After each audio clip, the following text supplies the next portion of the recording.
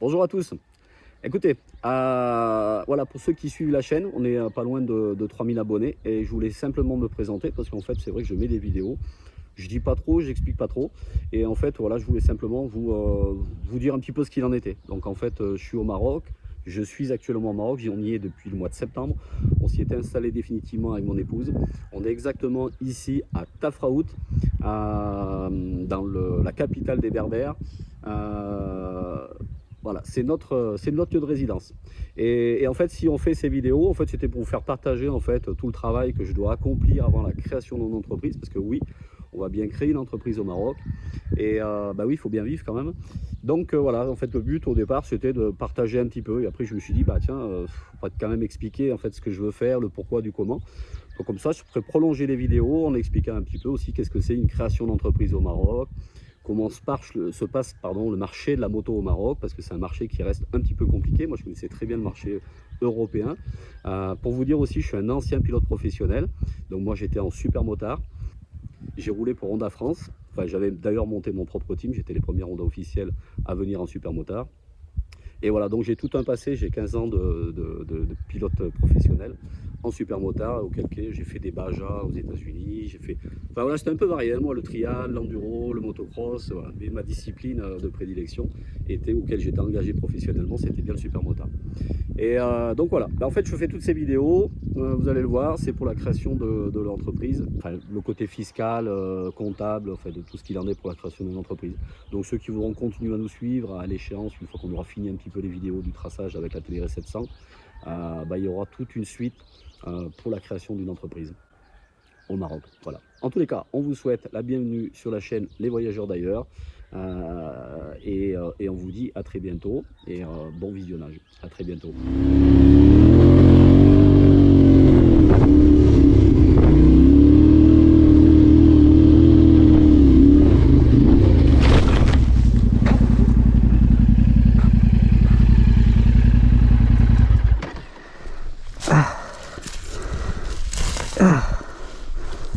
Putain. Oh la vache. Putain, avec de la pression, bah. Oh. Tu vois. Voilà. Fèche. Ah, c'est terrible. Et avec de la pression. Putain. Fais chier, je suis pas loin. Faut dégonfler. Allez, on va relever ça. Ah, après la poussière aussi. Ah, tu vois, tu peux en enlever un petit peu devant une fois que tu l'as relevé, faire un peu une trace pour partir. Et t'as vu ça? C'est tellement fin.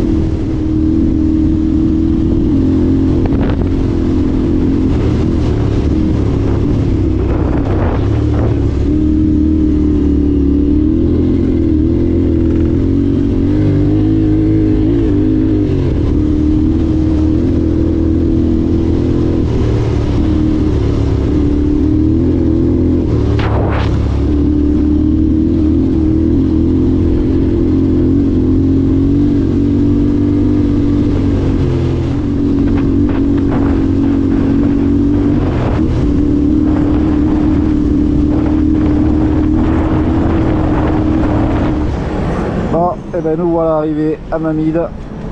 Et ben j'ai plus de batterie, hein, donc c'est juste, ça marche un tout petit peu.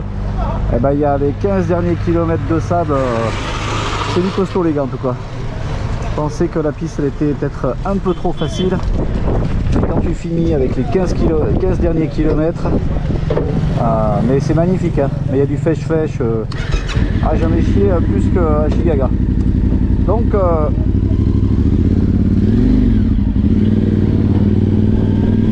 voilà, cette partie elle est validée.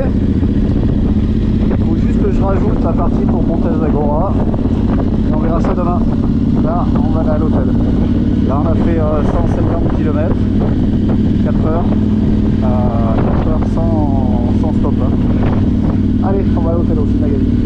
Bon voilà, après avoir passé une bonne petite nuit à Mamid, nous voilà repartis. Donc là, c'est la direction de Zagora.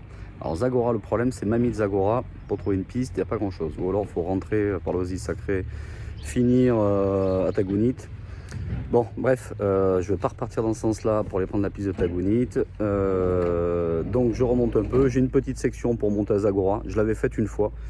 Je vais essayer de voir si je peux trouver une trace meilleure que celle-ci parce que c'était pas terrible. Et à Zagora, je vais aller voir notre ami Christophe Sahuc, ATV au Maroc, pour simplement voir si on peut louer une cove pour une demi-journée, une journée, parce que c'est une moto que j'aimerais bien essayer. Et si je pouvais aller faire un peu de sable avec, ça serait top. J'essaie de joindre Christophe, j'arrive pas à le joindre pour l'instant. Donc je vais aller à la boutique à Zagora, on va voir ce que ça donne. Et puis et voilà, donc écoutez, je vous en dis plus, sinon aujourd'hui c'est une journée plutôt calme. Après, voilà, on ne sait pas si on va partir sur Merzouga ou si on monte sur Ouarzazate. C'est en réflexion. Pour l'instant, journée à Zagora, donc journée aujourd'hui tranquille, repos, voilà, pas plus. Bon, moi je vous souhaite une bonne journée, à plus tard. Bon, ben voilà, c'est parti.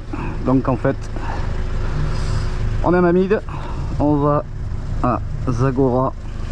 J'ai un petit bout de piste pour rejoindre Zagora, pas terrible, mais on n'a pas beaucoup de choix. On va faire ça et à Zagora, on va essayer de tester la 450 Rallye. Allez, c'est parti.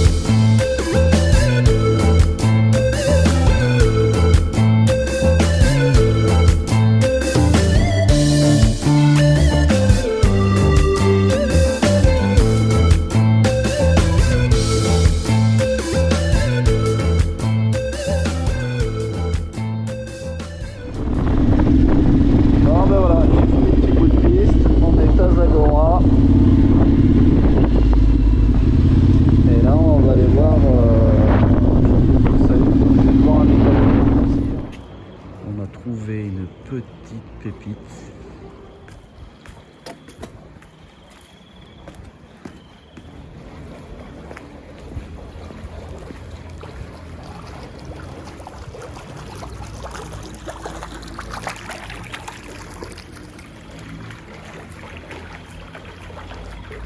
Hey. Vous y voyez pas là, vous? Les paniers en dessous là, dans un parc, ils sont énormes. Énormes. Voilà, ça c'est l'hôtel. Des petits coins et des petits recoins partout. Bon, et ce matin c'est la dernière étape, donc Zagora Ouarzazate. 250 km à du caillou et un peu de cailloux. Non, après, voilà.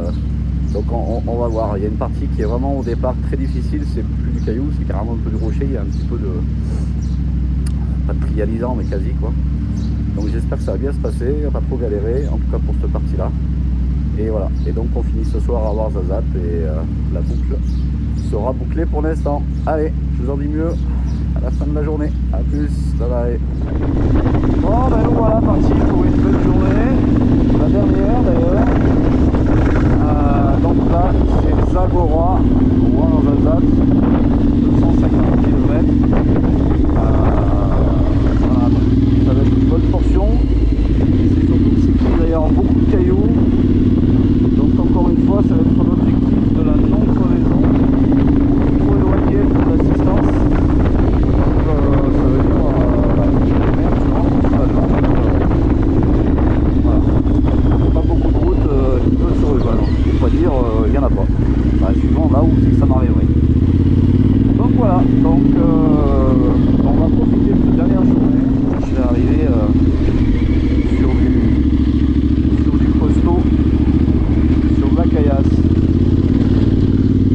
Allez, à tout à l'heure.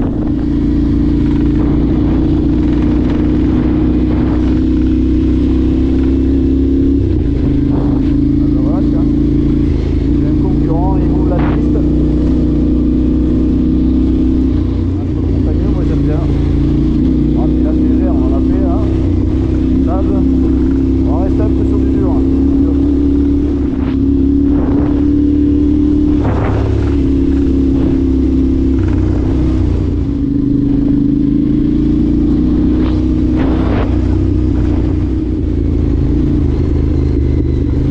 Ah, pour une petite balade du matin, c'est sympa, hein.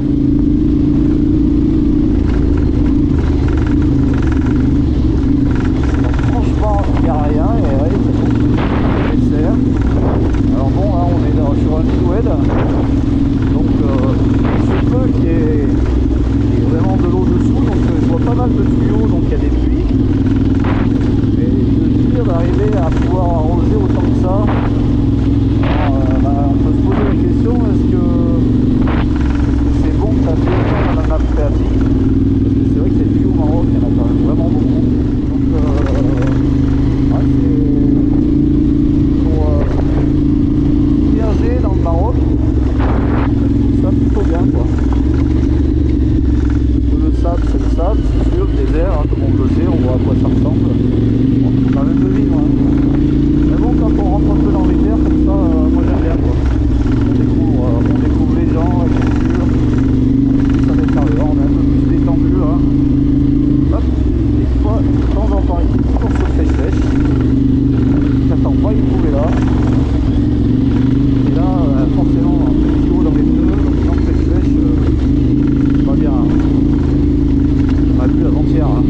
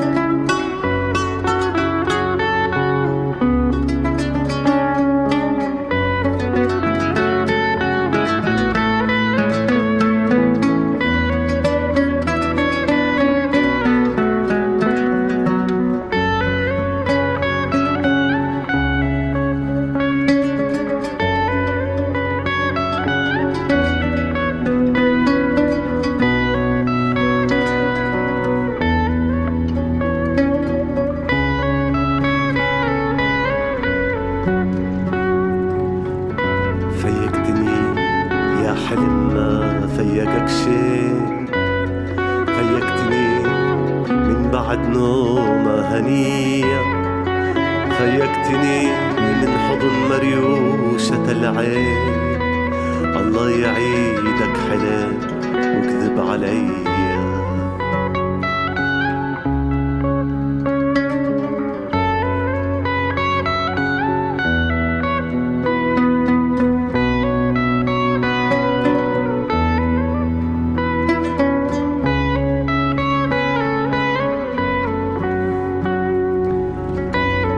الفردوس فيقتني وراحت راح والأغاني بالفرح كانت ناح ناح.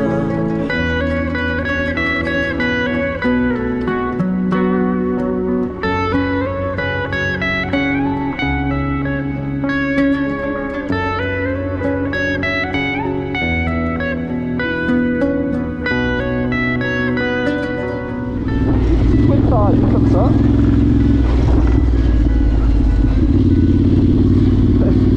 C'est pas le cas, les consignes.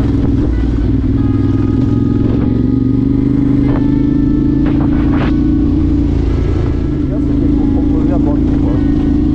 On va pas trop de retard parce que quand on commence à discuter un peu, à avancer, ça nous fait passer 45 minutes.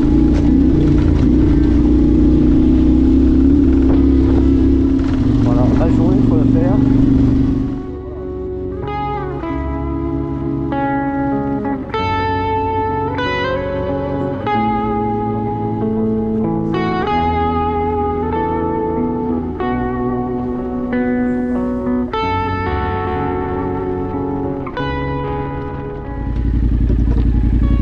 D'ailleurs, hop, on va en profiter.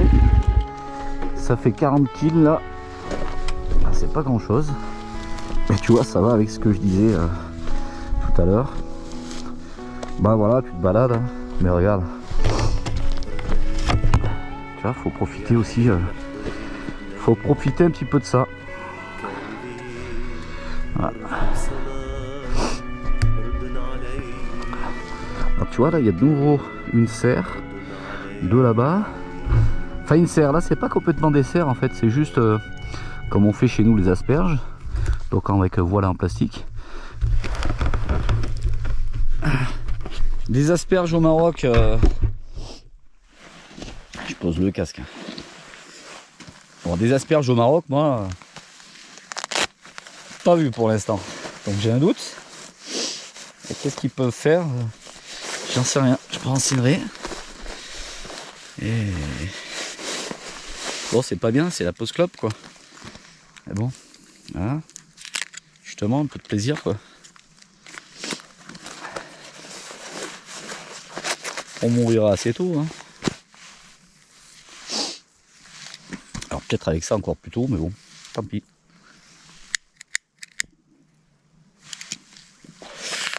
Alors là ouais, forcément t'as envie de partager un peu, tu vois. Alors c'est cool de le faire seul. Après avec une bonne bande de motards passionnés, franchement on partage une semaine avec eux, c'est sympa quoi, c'est sympa. Bon, on n'en est pas là pour l'instant. Bon allez, je vous laisse.